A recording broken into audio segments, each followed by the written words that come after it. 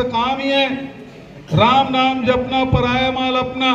5 साल में जो गठबंधन की सरकार जो काम की है, इसकी छटपटाहट है भारतीय जनता पार्टी को इस बात को। लोग सोचते हैं कि भ्रष्टाचारियों को जेल भेजेंगे, नहीं, पहले भ्रष्टाचारी को भारतीय जनता पार्टी में शामिल करूंगा। सिर्फ हिंदू मुसलमान, बाकी उनके पास कोई एजेंडा नहीं है।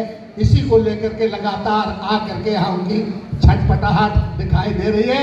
कोई भ्रष्टाचारी दूसरे पार्टी में रहना चाहिए, सब भाजपा में आ जाए। पूरा व्यवस्था और सिस्टम को बिगाड़ने में भारतीय जनता पार्टी का हाथ रहा, ये इसको आप इनकार नहीं कर सकते।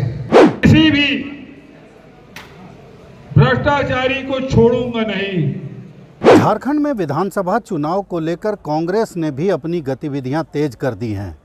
तमाम राज्य के अलग अलग इलाकों में संवाद कार्यक्रम का आयोजन हो रहा है, जिसके तहत आज रांची में जो संवाद कार्यक्रम है उसका आयोजन किया गया।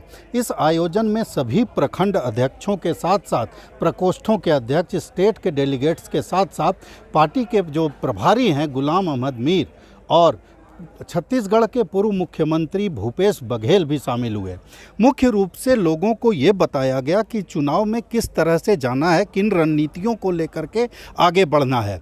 घोषणा पत्र कमेटी के बंधु तिर्की ने आम सभी लोगों को संबोधित करते हुए यही कहा कि घोषणा पत्र की बातें तो अपनी जगह पर हैं, लेकिन कार्यकर्ताओं को चाहिए और कार्यकर्ताओं को ये टास्क दिया जाता है कि सरकार ने जो बीते 5 सालों में काम किए हैं, खास करके सरकार में जो मुख्यमंत्री मैया सम्मान निधि योजना है, साथ में जो रोजगार को लेकर के बातें की गई है, रोजगार जो दिए गए हैं, उन तमाम बातों को लेकर के कार्यकर्ता जनता के बीच जाएं और जनता को बताएं कि बीते 24 वर्षों के झारखंड में लगभग 18 से 19 सालों तक बीजेपी का शासन रहा, लेकिन बीजेपी के कार्यकाल के दौरान उस तरह के कार्य नहीं हुए जितना कि हेमंत सोरेन की सरकार ने कांग्रेस के सहयोग से अपने लगभग 5 सालों में किया है।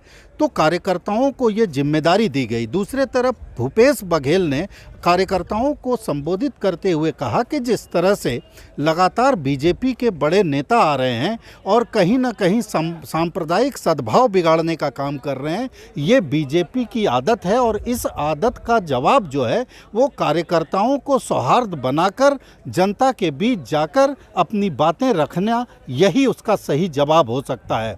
कुल मिलाकर तमाम कार्यकर्ताओं को ये संदेश दिया गया कि अपने अपने इलाके में जाएं और सरकार के कामकाज को अपनी उपलब्धियों के रूप में बताएं, ताकि फिर से वो लोग, जनता फिर से वोट कर सके और सरकार इन लोगों की बन सके।